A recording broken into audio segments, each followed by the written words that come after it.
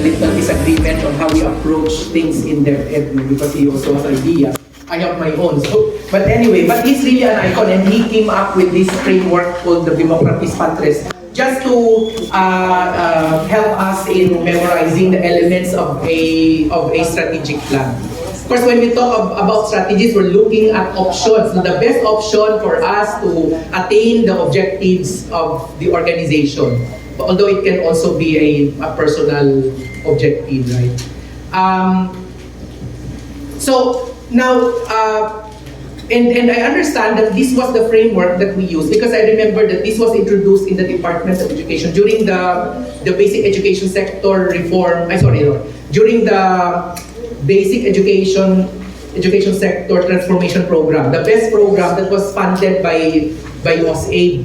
And in fact, there was a handbook that was disseminated to all of the divisions and regions as a reference when they were doing their planning. So so I would assume that many of the plans were developed using this framework. So Democratis Patres, so vision, mission, objectives, and so on and so forth. And practically, because we were also told na, di ba, we are not allowed to already formulate our own vision and mission. We have to adapt the same mission all over. Okay, maybe it's in the objectives where we localize. Okay, we consider our own context and our own issues and concerns, and that's where we determine our objectives, trying to already quantify what we want to achieve in terms of access, quality, and even governance. So that's we call that the framework of the planning process, and I hope that it also worked. It also worked. Now this year, or this time, however, not necessarily very different, but more or less. But there are elements that are quite different from Democratis Patres. The framework that we are using is called the results framework. And as a results framework, so ito yung framework natin, no? And I think that, in fact, sabi ko, parang ahead yata ang Caraga kasi hindi pa nag-disseminate si planning ng kanilang BEDP, and also to inform everyone how this BEDP was formulated. So maybe I can go straight to the framework itself as a. But you've seen this document already, I suppose, no? You've seen this document, and of course we start with the parang democracy pa rin siya, no? Democracy pa rin siya because we start with the goal of the Department of Education coming from the national aspiration, going to sectoral goals, and so on. Hindi makako siguro. Sige, just to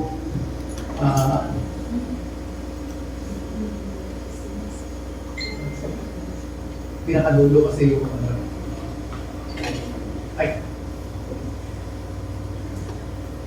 ito, this one. So, pwedeng one page lang. Tapos itong diagram lang ang pakita natin. And then expand lang. Okay, so basically this is the framework, no? So kung titingnan natin, nagko-correspond naman yan sa Democratis Patres to a certain extent. So yung goal mo becomes the vision. And then yung, actually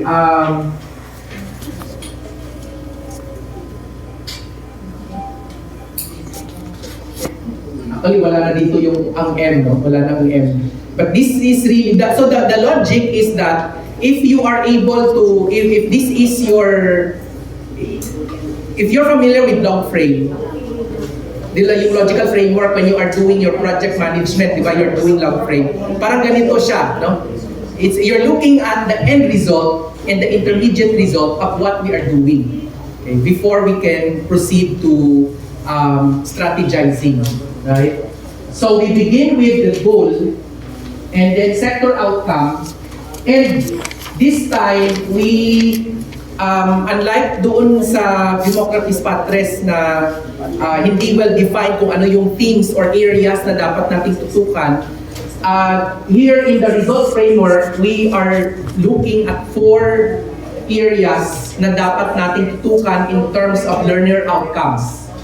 Okay, so hindi nawawala, of course, so very familiar tayo dito sa access, sa equity, quality, resilience, and well-being, and nakaspecify naman kung ano yung dapat ma-attain. And because this is national, so we're looking at the national picture here. Now, siguro for the DEDP and the REDP, what we need to be able to do is to express this in your own region. Di ba? Parang, for example, if you have this kind of if you have this results framework, maybe what you can see is school-age children out of school youth in Caraga or in this division or in this province or in this city. Okay? Para mas clear sa'yo. Kasi kung ito lang ang pagkasabi, it's very generic, medyo hindi siya relatable. But if I am the leader and I want to be more defined about who will be the clients, will be the target of my intervention, I need to be able to express that in terms of the children in my community. Okay, so if I'm a principal, then maybe I can say that within this area, the learners in this area should be able to have access, should have quality education. So I think my suggestion is, if you have not yet done it, or well, if you have done it, but maybe just to reaffirm na, when we state our own intermediate outcomes in terms of these 4, then we need to be very specific about the area where we belong, the area of jurisdiction, so that it becomes parang tangible talaga siya. Dapat na natatouch mo yung mga bata, nakikita mo yung area, no, rather than just say it again. Okay? And then you will notice also that governance, as the governance, which used to be one component of our planning framework in the past, is already considered as an enabling mechanism. It's an enabling mechanism, so it's not anymore it's actually a part of the strategies in making sure that we are able to attain our objectives and targets for access, equity, quality, resiliency, and well-being. Just also a bit of information, before this results framework was finalized, the Department of Education, with the guidance of UNICEF actually, conducted several focus group discussions with different stakeholders all over the country representing the different sectors within the education sector. So parents, learners, cross ages, teachers, school heads, and other leaders, and central office personnel were also involved in that focus group discussion before they were able to come up with this results framework. So this is a product of a process, and this is something that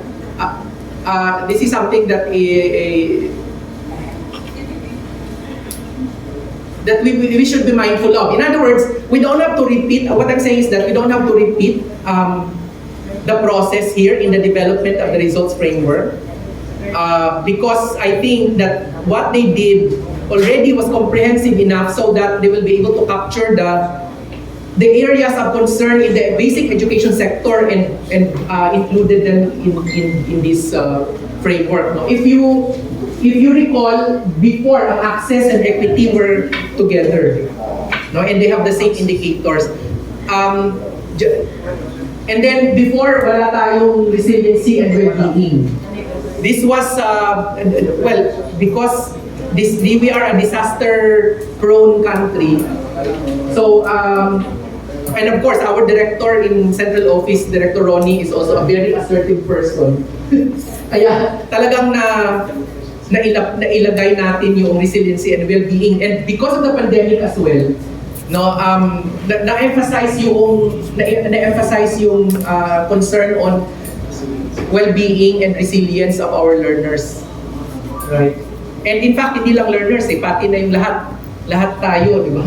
hindi lang learners ang concern natin pagdating sa mga ganito, no, pandemic. And it's still ongoing. And we don't know what pandemic will strike us next time. No? There's monkeypox that's already knocking the doors of the different countries. No? And if we are not vigilant enough and we're not able to put in place another mechanism to prevent that other disease to come into the shores of the Philippines, maybe we will be battling monkeypox. And then again, there was an earthquake yesterday. No? I was in the office. And then we were already planning how to approach the presentation to the new USEC. And then, because wala nga akong breakfast, wala tulog kasi kakapagaling na ng dito. Sabi ko, ano ba, nabibertigo ako. Nabibertigo ako. Yun pala, sir, hindi, nagsishake talagang building. Sabi ko, okay tayo, slowly. Alis ka, so baba kami ng building. Kasi di ba, ang building sa DepEd, Central Office, that used to be the University of Life. Di ba? Matagal na yan. In fact, may ibang mga buildings dyan na medyo problemado na yung integrity, yung structural integrity, kaya hindi na ginagamit. And thankful din kami kasi kakaano lang din ng building na yan. No? Parang nag-retrofitting sila a few years back. So, okay din. No? But that was a very strong point. Initial na ano ng PBOX was 7.3, naging 7, naging 7.1. Para nag-correct sila every, no? Ang una nilang, ng PBOX, 7.3, tapos nag-7, tapos nag-7.1 na. And then there are 288 aftershocks after that. 288 according to the news. So, and then, yun nga, no? Ibang activities natin. For example, ang Brigada Eskwela launch ba yun? Which is supposed to be conducted in Baguio, right? In the meeting yesterday ba? Yeah, yesterday, nagkaroon ng Mancom. Very quick kasi si Inday Sara mag-desisyon, no? Nagbagyo. So, 4A, matulungan mo ba kami dito? So, right then and then, 4A na kaagad. Very quick ang decision making.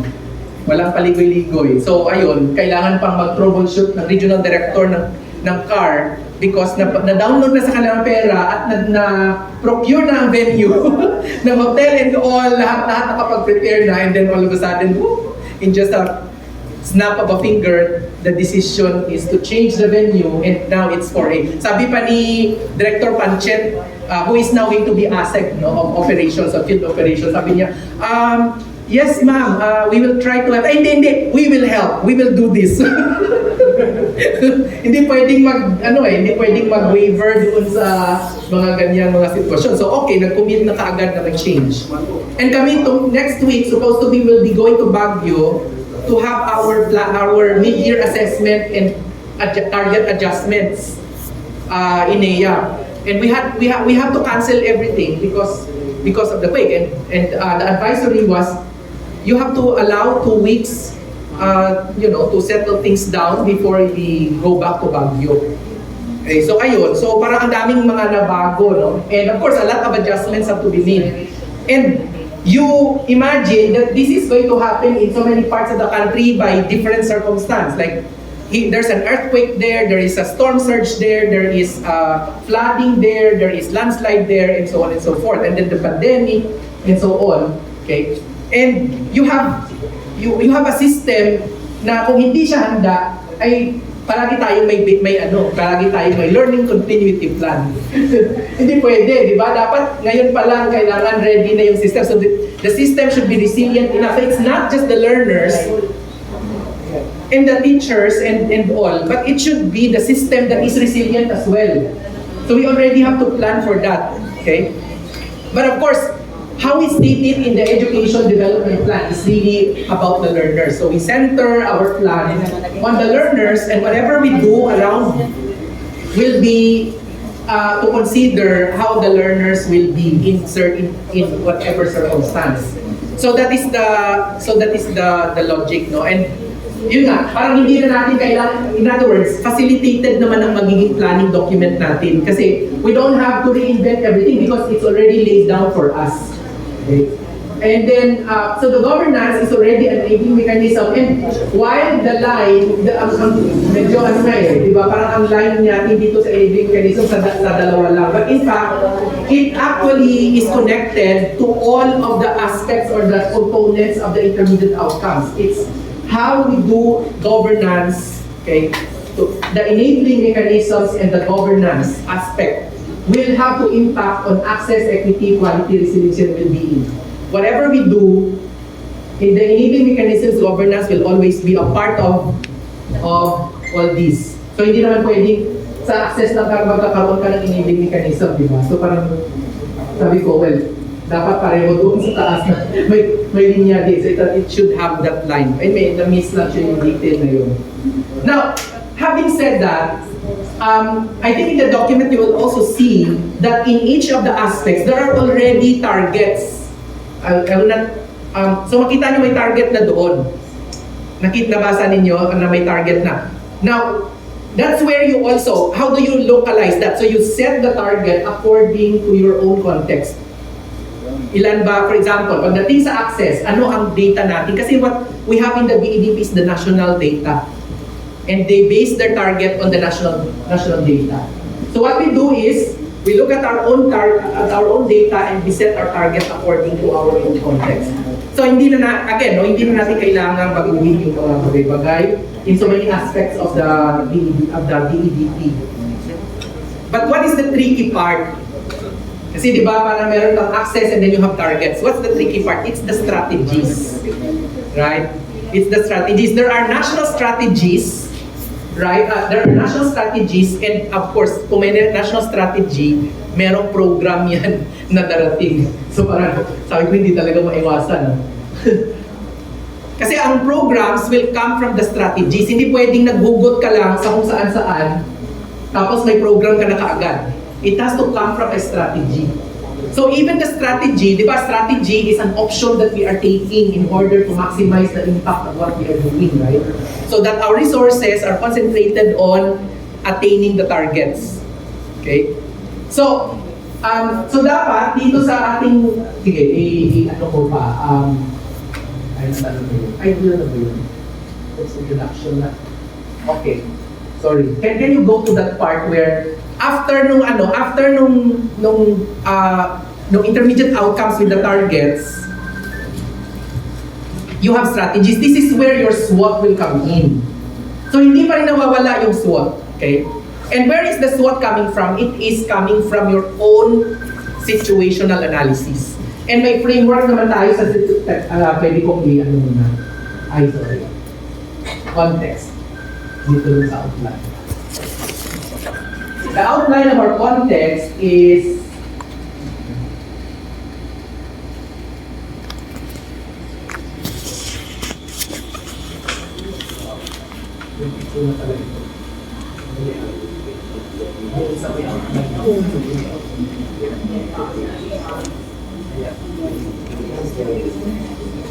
it's important that we also establish our own context.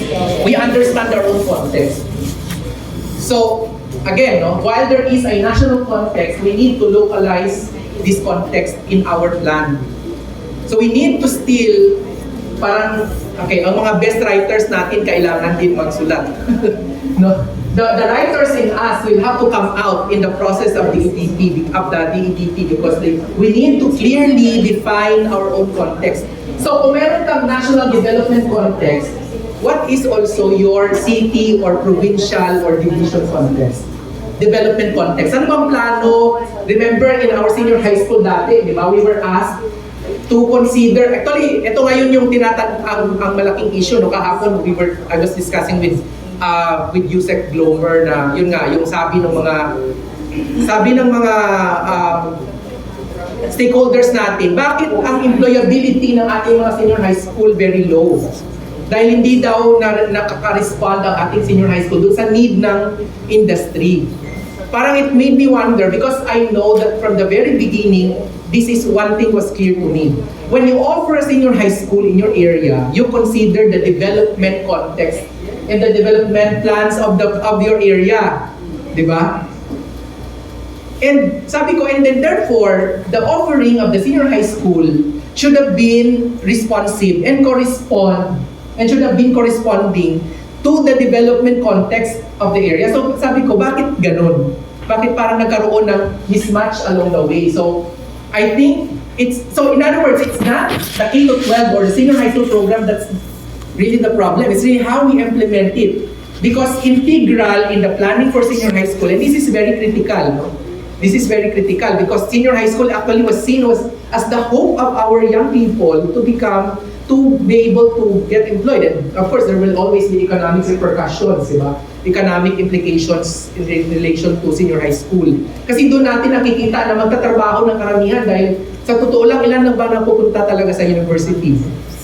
Very, very small portion of our learners go to university. And maybe ako, kahit when I was after graduation from high school, I never expected myself to go to the university. After graduation, wala na. Parang nobody was talking about university, college education. Kung hindi pa dumating yung isang papel from Bureau of Higher Education during that time na, oh, congratulations, you passed the scholarship exam and you can choose from these courses and so on. Tapos hindi ko pa alam kung anong kunin ko, di ba? Parang may pumunta na gusto, ikaw gusto mo bang mag-engineer? Gusto mo mag-commerce? Gusto mo mag-ganito, ganyan?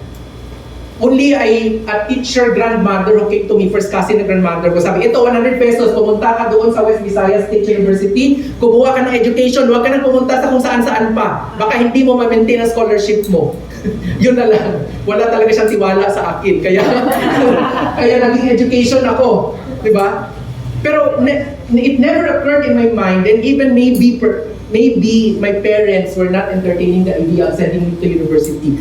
And you multiply this in so many households where parents don't understand why they need to send their children to school and invest at the same time. My sister, who was able to also finish, my older sister, also able to finish, she had to also pay on her own, study now, pay later plan siya. And that's how she finished her education. She never parang depended on our parents. And many parents are like that, di ba? So ngayon, dahil yun nga, yung high school, after high school, anong mangyayari? And ito yung senior high school, sana yung hope natin, parang nag-rant na ako dito. No? But what I'm saying is that we need to really revisit how we are doing senior high school because this is the hope of the motherland. And now we are facing this problem of even creating more problems in that end because it seems that our senior high school is not responding to the industry. So parang, okay, paano ba to? So we need to really understand our local context. And my invitation is that you study the BEDP, at least look at it as a model, how we investigate our own context and analyze our own context. I don't have to go through everything, no? Maybe if this is covered already in the previous discussion, but I don't think that you will be able to write this down in 3 days. Diba? Of course, I think that at this point we only have a skeleton of our DEDP, but the muscles and what else? The flesh. And the putting flesh into that plan will really be another journey for all of us. But I tell you, it's gonna be a very exciting, maybe exercise, but it is exciting part of what we're doing when we really try to look at our data. No? Kasi sometimes yun nga, no, ang alam kasi natin, most of us, pardon me to say this, na kung ano lang ay binigay at standard. For example, like feeding program, si Central Office, feeding program din tayo. Diba? So, minsan nagdodoble na may feeding program si National, may feeding program si Mayor, si Governor, si Congressman. Tapos si school, iba din, may parents and so on. So parang kopya-kopya na lang without me necessarily understanding whether this intervention is really the best intervention. Again, strategy. What is the strategy really? Diba? Kung hindi natin naintindihan yun, then that's why we are repeating, diba, sabi ni Einstein, it is foolish of you to expect different results when you are doing the same thing all over again and again. Diba? Parang, that's insanity. That we are keep on doing the same things, pero hindi natin tinatanong bakit ganun pa rin, diba? Baka hindi lang responsive talaga yung ginagawa natin dahil kailangan talaga natin malaman yung context. Maximize, di ba? Maximize. Legal framework. I think this is already given for most of us. Okay? RA 9155, the mga laws na na-pass, I think it's also in the BEDP. You can brush through them. But you can also look at your local context. What are the different ordinances that have been established in your area by your local governments, by the mayors, the governors, okay, that will have an impact on education. Maybe you can add that to the BEDP. Diba? Yung sa national lang talaga yun, but we need to also understand the legal framework within our context. Baka meron, hindi lang natin alam. So we need to also ask our counterparts in the local government kung anong mga legal issuances that they have issued, produced for education, especially for education. Overview of the structure of the education sector in the Philippines. I don't think that the BEDP has also gone down to the level of the local school board. I think at the division level, you need to also show the structure of your local school board and what have been the priorities of the local school board. Baka mamaya makikita niyo talaga din doon kung paano ginamit yung local school board funds, yung SEF. No? Alright. Now, so that's the context. The second part, which is the education situation analysis, really have to go down to the data that you have. Okay. Localized. Kasi national again, the data in the BEDP are really national, no? Aggregated.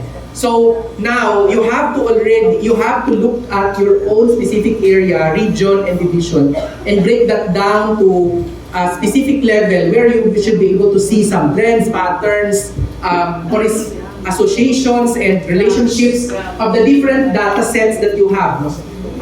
In order to really again understand the context, the education context. So that's why parang please also when you ask your principals to develop their school improvement plans, you also have to parang emphasize na they cannot also provide responsive programs for their school kung kinokopya lang nila yung situation analysis sa ibang school. Naalala ko, I was superintendent of Sagay. Ang isang school, nasa mountain. Yung kanyang situation analysis, ang pag-describe niya, mga the shoreline, mga the fishermen, nasa bundok ang school, ang kanyang situation analysis, ang pagmumuhay, ang industry ng mga tao ay pagmingisda. Sumasakit ang ulo ko. Pero, the reason why that has been happening because, pagdating doon sa specific intervention, when hindi nagbabago, pareho lang naman eh. Diba? Pareho lang naman sila ng ginagawa eh. So, why bother? Diba? Doesn't matter what context you are because you have standard interventions. So, kinopya lang naman sa kabila. So, pwede na. Diba? So, take time also to provide some guidance to our school heads. Actually, siguro ang taxing kasi doon ay, alam naman natin na when it goes down to really working on the document, mahirap kaya magsulat. Diba? Mahirap kaya mag-gather din ng data and to analyze. And this is what I also realized, no? Yung analytical skills ng ako na lang. Dati sa totoo lang, ang hirap talaga ako magtingin sa mga data. Parang hindi ako sanay na talagang mag-breakdown ng data into parts, into several components, or to analyze them and to have critical perspective about the data. Parang nasanay ka na lang na ito na, di ba? Kasi di ba when we were in the elementary, ako na lang siguro, baka sa inyo iba. Memorize everything. Kung ano man ang inyong hindi tinatanong bakit mo pinag-aaralan yung times 2. Di ba? Hindi mo bakit mo pinag-aaralan bakit mo memorize yung multiplication table. Sa totoo lang hanggang grade 6 hanggang high school, hindi ko talaga na-memorize ang multiplication table. Hirap ako. Hindi ko kasi maintindihan bakit. Parang ako But we were tested on our ability to memorize things eh. And that's why sabi ko baka ganun nga yung when I went to AIM, hirap na hirap talaga ako because at AIM Parang the quality, you are not being rated on the quality of your answers, but on the quality of your questions. And 60% of your rating will come from class participation. If you are quiet in the class, I'm very sorry to tell you, you can perfect the test, but you can flunk the subject. And that is true. That is true. I got a failing grade in one of my papers because, you know, the questions that I asked in my paper. In AIM, you are not asked to answer questions. You are asked to ask questions and answer your own question. So kung palpak na yung question mo, palpak yung answer mo, zero ka. I remember kay Mayo Lopez, naku, zero talaga ako. Jan, anong ginawa mo dito sa paper mo? And I tell you, and this is not bragging, no? I perfected my economics final examination. Perfect. Pero sabi ng professor ko, si Nihal, Amalasenhin, he's a Sri Lankan. Sabi niya sa akin, Jan, yeah, you perfected my test, but you never uttered a word in my class. I never knew what you were thinking. Wala talaga, zero. So, si Michael graduated with distinction from EIM. Ako, one semester lang na Dean's List. Siya consistent. Ako, pagkatapos ng first semester, wala na. Never mind, di ba? Ako, because it was a struggle for me to really, kasi case method sa AIM, no? When you go to AIM, case method, you don't talk about textbooks. They can give you a textbook, you read the textbook, you can read the textbook, memorize the textbook. Pagdating sa klase, you will never read anything about the textbook. You'll be asked, so ano yung principle sa textbook ang nakikita mo dito sa case na to? Walang ano. You can memorize everything, but you can never, if you don't apply the concepts, if you are not analytical enough, kasi ang mga cases, binibigyan ka ng tables, binibigyan ka ng data na sa pagkadami-dami, annexes, and so on. It's really up to you how to compute. Kaya ikaw na mag-compute dyan ng mga mean, average, etc. pagdating sa exam. You know, it's not in the text.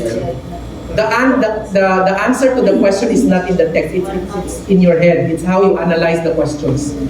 And siguro doon pala, parang na-challenge talaga ako doon. No? And that is the ability of Michael that I cannot really. So, I mean, what I'm saying is, kailangan natin ng ganung discipline. Kailangan natin din yun sa mga teachers natin. Kailangan natin dun sa ating mga principal na hindi nila nakikita yung importance ng what's the thinking behind the plan itself. It's not, again, no, the plan is not as important as the thinking behind the plan. It's really the process. Okay? So, if you think that just getting a copy of a plan and doing it from there without going through the process, without thinking about the thinking behind the process and the thinking behind the plan, it will be meaningless. Meaningless siya. And making adjustments later on will be more difficult for you because kung hindi mo naintindihan kasi yung plan, hindi na pinag-isipan, mahirap mag-adjust. O mag-adjust ka, pero hindi mo rin alam bakit ka nag-adjust, bakit ka nagbabago ng plan. Diba? So that's why it's important because that's where your SWOT will come from. And again, when we talk of SWOT, this is not just about listing down things and, this is the funny part, no? This is the funny part. May SWOT tayo, pagdating doon sa strategy, ay di ba SWOT? Strengths, weakness, or maybe Michael has already mentioned this. Alam na natin kung ano yung strengths, weaknesses, pero pagdating sa strategy, pareho lang. Parang hindi ka rin nag-SWOT. We went through the SWOT process. Pero pagdating sa strategy and programs, ay pareho lang naman ang ginagawa. Di ba? Nag-feeding, ano pa ba? So, sinabi natin, for example, there is there is a high potential for ICT in the area, pero never mo makikita sa strategy. So parang, sana napunta yung strength na yun or yung opportunity na yun, di ba? So, ang dami. And in fact, ako, the strength of the programs will really come from how we are able to take advantage of the SWOT of the analysis of our situation. Kaya importante yung situation analysis na matingnan talaga natin. And that's where the differentiation will come in. Hindi, so in other words, the context of your division, because okay lang kung pare-pareho nila naman ang context, pero some of you, I would assume that some of you will be in the urban area, some of you will be in a more provincial area, more isolated, di ba? Island siya na division, for example. Iba-iba talaga yung context. At iba din yung nature ng communities mo di ba? Iba ang opportunities doon compared mo doon sa city. So, how we maximize those, even identifying the threats to the education sector, di ba? Anyway, so ayan, no? And then even yung education budget and financing, you can put there, ayan, no? You can put there yung sa, well, of course, I think alam na niyo ito. Maybe but you can also do your own analysis. Saan napupunta talaga yung SEF? Because now please take note also that the investment because of the Mandanas ruling, we have to take note of this. Because of the Mandanas ruling, a lot of the financial provisions of the national government, even in education, will also be limited. So a lot of resources will already be given to the local governments. In other words, ito opportunity, although threat yan nationally, pero actually opportunity ito. Magiging mas mayaman na ngayon ang mga local governments. And because national government will not be able to provide as much to the different units, even in DepEd, magkakaroon ka ngayon ng a little bit of, may talagang economics ito di ba? Economics competition for resources. So hindi pwedeng lahat ay mabibigyan. So magkakaroon ka talaga ng ano ba ipa-prioritize si DepEd. Pero in certain areas, in a division, baka iba yung kanilang kailangan na hindi natutugunan ng central office. Saan mo kukunin yung resources mo? By Mandanas ruling, the local governments will have more resources. Okay. Other than SEF. So SEF, as usual, kasi I do not know what is happening in your local school board. Baka yung iba naman talaga si DepEd ang nagdidikta kung ano yung gagawin si SEF. Pero I know of some school board that it's the local chief executive that decides where the SEF will go. Diba? So hindi ko alam, no? I'm not saying na gano'n ang nangyayari. Pero talagang, syempre, the mayor, the local, may mga priorities din siya kanya. Na sometimes, nag-judge din sa priorities ni DepEd ninyo, locally, sometimes hindi din. So, kasi kailangan magbigay ng bag na nanabaw ng pangalan ni Mayor at picture niya. Kailangan magbigay. Di ba? May ganyan, di ba? Na kung tutuusin ay baka iba din ang kailangan ng mga bata ng community. So, kailangan nating maintindihan yun, di ba? Pero subtle lang siguro. In some areas, baka subtle lang yung analysis, and I hope that we'll be able to go around certain political considerations in okay lang, pagka nag-judge yung priorities natin with them, okay lang talaga yun. Pero pag hindi, medyo problemado. Paano to? Gusto ni Juan ay may school building pero sobra na dito. Ganyan, di ba?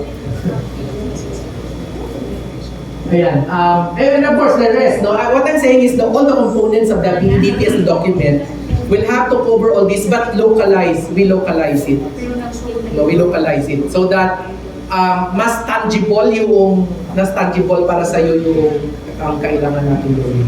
Sige, if we go down to the ayan, okay.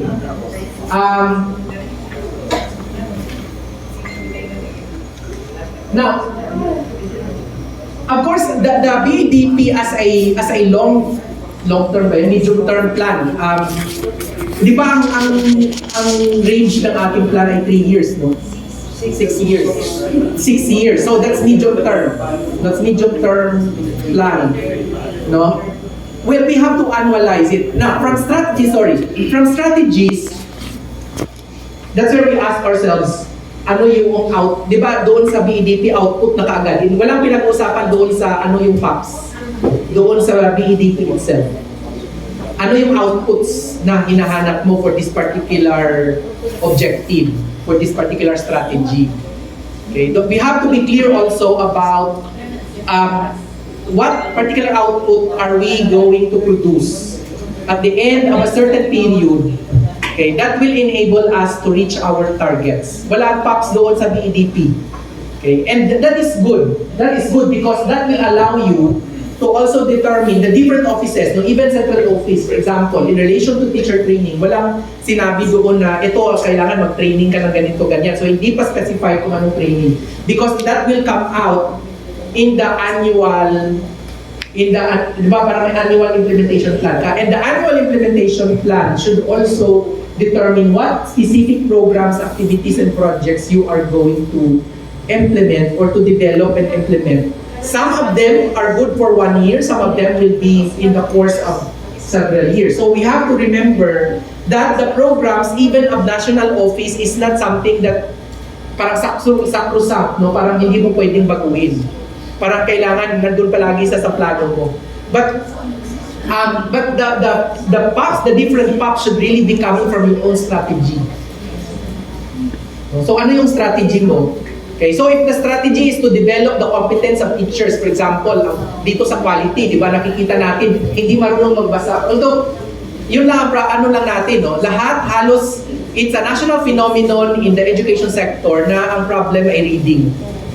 So, malamang nandoon ang reading sa lahat ng ating mga strategies, di ba? Natatawa ako sa sister ko, kasi grade 1 teacher siya. Sabi niya, by this time, towards the end of the school year, before the school year ends, lahat ng kanyang mga bata ay nakakabasa. In the normal face-to-face setting. This time, parang maiiyak na siya. Kasi naging isa-isa siya towards the end of the school year, iniisa-isa niya mga bata para basa. Grade 1, di ba grade 1? Sabi ng sister ko na isa na teacher na rin ako na nagpaaral sa kanya. Sabi niya, ay, nakakatawa ka. Pakinggan mo nga yung mga grade 6 na mga co-teacher natin kung anong sinasabi sa mga grade 6 pupils nila. Hindi na marunong magbasa yung mga bata. Ako patay. Tapos sabi, saan ba ako kahapon? I was like, nasa Iloilo ako and I was interacting with a lot of principals na rin. Sabi na ko, nasa high school ako pero mga bata hindi marunong. Yung isang principal sa Auto National High School, si Darwin na nagreklamo siya. Kasi nung pumasok ang mga bata, pinag-reading test muna niya. Tapos ang dami-daming hindi marunong magbasa, pero ang mga grades ay matataas.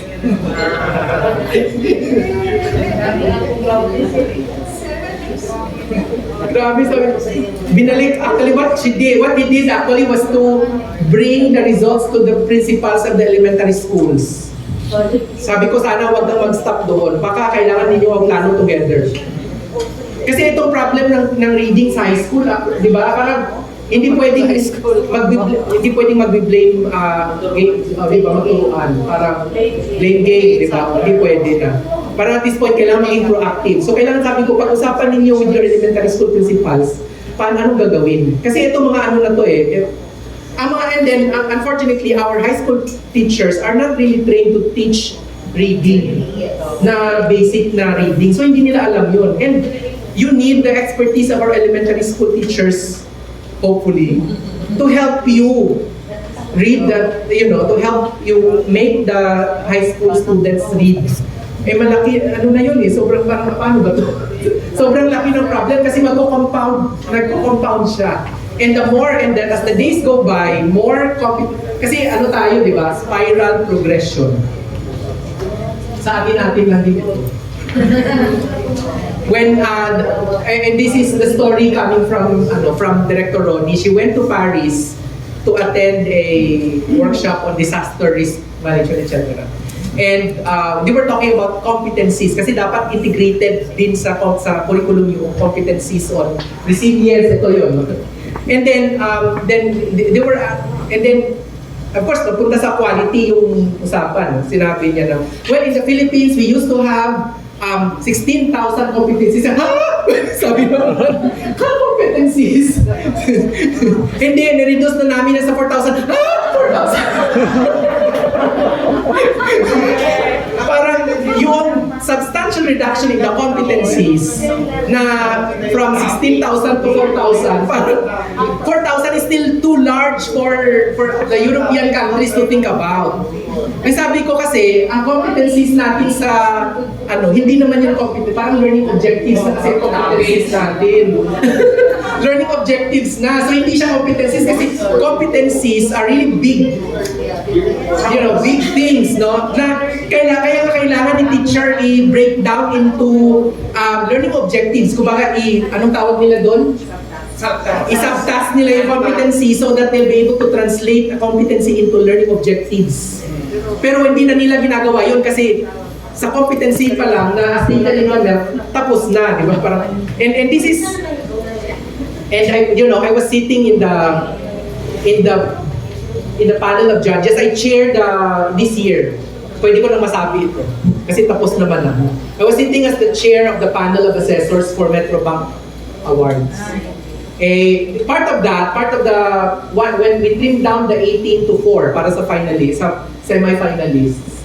Sa semi-finalists.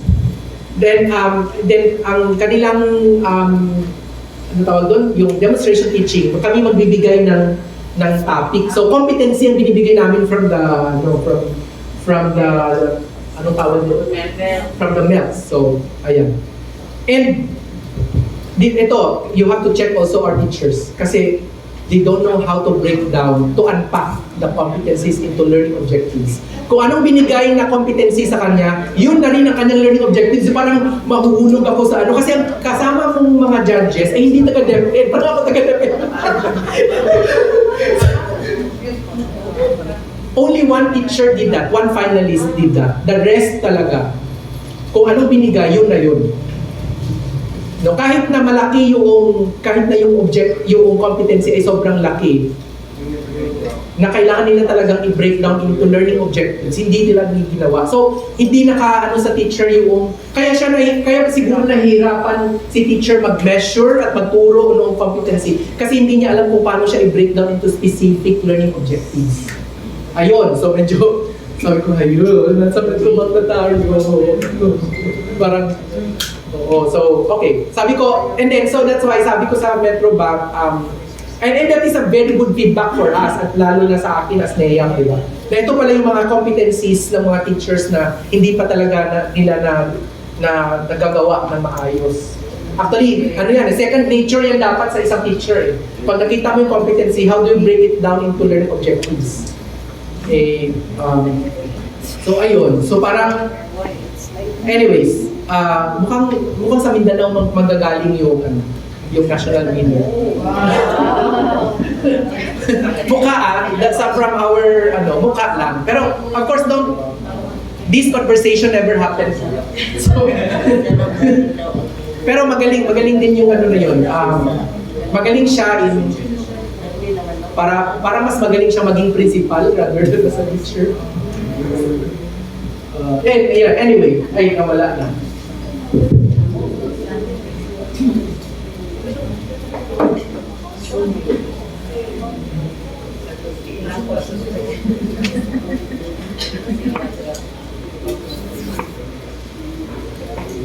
Alright, doon sa BEDP, the implementation plan is really just breaking down the different strategies into phases na this is the phase 1, phase 2, phase 3. We can do that, but I think we can copy this. No, we can copy the phasing in the BEDP because 6 years naman so baka yung implementation plan mo every 2 years meron kang milestones kasi this is the implementation plan can look at the different phases of. Teka lang, si Ma'am Dahay na saan? Si Ma'am Dahay. Hindi dito.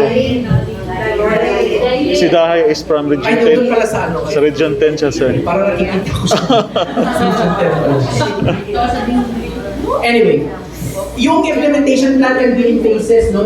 Pwede natin gawin 3 phases kung gusto niyo. Every 2 years, magkaroon kayo ng parang monitoring of the. Well, first of all, kailangan clear yung M&P framework. Di ba nagsiset tayo ng target? The targets themselves will become the basis for the M&P framework. No? So, However, ang pagdating doon sa annual implementation plan, because the annual implementation plan will already reflect the specific programs, activities, and projects that will be provided with financial resources. Kaya pumapasok na yung budget. Dahil alam mo na kung anong gagawin mo specifically no?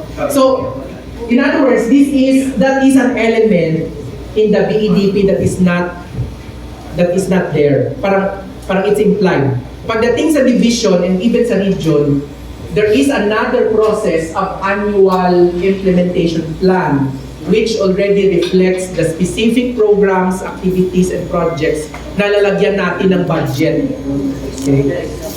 Ang test of those programs, projects, and activities will be whether you are able to achieve the milestones and the targets that you have set in the monitoring and evaluation framework. Remember that the activities, the POPs, are just POPs. They are not the be-all and end-all of the things that we are doing. They are subject to monitoring and evaluation and subject to change. That's why, kung hindi natin nare-reach yung ating target, okay, baka yung activities, yung POPs natin, pwede natin tingnan ulit. Ito yung nagbabago. The targets will remain the same, okay? The strategy may remain the same, but the POPs may change as your monitoring and evaluation results will indicate. Pag hindi siya lumalabas na effective, ay palitan na. Baka hindi ito yung dapat natin ginagawa. Kasi yung programs, projects, and activities are the things that you do every day. No? Pero baka palitan. No? Or some of the projects, maybe some of the POPs, no, programs, projects, and activities might have worked for some time. Pero pag nakikita nyo nagpa-plateau or nag-go downtrend na yung results mo, baka hindi na siya effective. Okay? Maybe effective siya for the first 3 years, but after that, maybe you need to change it. Or maybe even 1 year siya naging effective, uulitin mo, tapos hindi na siya nag-result in the targets that you want, then you need to change it. So wala tayong, dito sa BEDP, wala tayong annual implementation plan the way you're doing it. But what I'm saying also is that in the preparation of the annual implementation plan, we need to consider that the programs, projects, activities actually emanate from the strategies, all right? But also make sure that if you continue POPs, they actually bring you to the targets that you have set. So I think yun ang the rest of the, and then please take note. Please take note that whatever target that we set for the division will be contributory also to the attainment of the regional and the national targets. And that is why the MEA, the monitoring, evaluation, and adjustment will be necessarily a process that is not just here in the division, but eventually you will be asked to produce the MEA results because they will be reported to the national. That's why kailangan nating makita at pag-aralan yung BEDP at saka MEA ng Central Office because we will be asked to report our accomplishments, okay, for Central Office to determine whether they are also achieving the results. Okay, so kaya and sabi ko nga Ma'am Jen, this is so far this is the first region that I know that that is already adjusting, coming up with a plan based on the BEDP. Because mahirapan si Central Office mag-monitor, evaluate, and adjust kung ang planning framework sa baba ay iba. Dapat pareho tayo ng planning framework. And because we are doing the results framework now, then we might as well use the results framework, okay, as our reference and as our guiding principle when we prepare our plans for the division. So, ayun. So maybe the next few days will be kung kailangan, may deadline ka ba ma'am dito? Kasi kung kailangan na ninyo in the next few weeks. So for those who are doing the DEDP at the division office, you are in for an exciting journey after this because if you need to complete the document, you also have to make sure that you have all the data that you can analyze. And I don't know what the next steps are in terms of quality assuring the plan. I think there should be a process for the quality assurance of the planning process, so that you know, yun nga, parang we avoid also yung avoid na natin yung mga problems natin before na pare-pareho or yung ano, no, dapat may ano na tayo, may makita na natin talaga yung importance ng document na ito. Plus the process that will lead to the document. And the thinking that, ayun nga, no, parang the document is just a manifestation, is just an evidence of the thinking. So while the thinking might be clear in your head, but if it's not translated in the document, it's still a problem.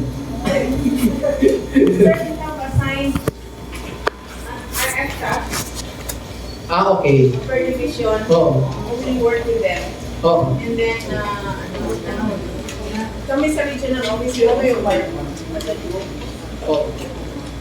You know what, Ma'am Jen, ang malaking, kaya medyo nadilim itong BDP is very intensive din yung consultation. I think doon sa quality, because I co-chair the quality aspect. Co-chair. Pero ang daming talagang meeting. I mean, in terms of setting the targets, because we need to make sure that everybody that is contributing to that particular component. Maraming na problema sa quality, walang data. Yun ang problema. Okay. Ikaw pa nag-share? Kaya ako ang co-chair. Kaya nga, what I'm saying, Mike, is that at their level, baka pwede na nila ayusin yung data nila. Medyo napahiya ako doon. Hindi din sa atin ito si Mike pagdating sa mga ganyan. Anyway, what I'm saying is that the more stakeholders that you involve, kaya siguro yung, can you go back to the framework? What you can do as a part of the process is, sa bawat, doon sa may results framework kanina, sa bawat aspect, may grupo kang magagather ng data and to do the analysis, to do the writing. Para hindi yung isang tao, hindi ito magagawa ng isang tao lang. So, so I think we need to do to organize the different teams within the division to take care of the different aspects. So yung access na portion of analysis noon will have to be assigned to some group. And then quality, kasi iba-iba din ang kanilang indicators dito eh. Okay. And maybe meron lang opportunity for all of the teams to come together kasi baka mga data ay nagko-connect so that you can make some cross-reference and cross-analysis of the data. So I think that's one thing that I can maybe share already with you on that, para mas madali. So baka yun. Ayun, so anyway, I'm very confident that Mike and then Lila and of course Rebony were able to give you both to go through the whole process, and ako naman intermission number.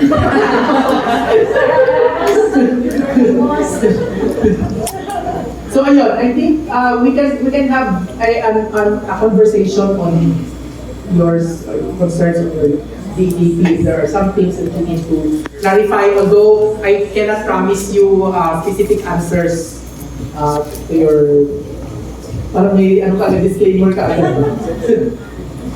So ayun. Alright, are there, sige sir, sige ma'am.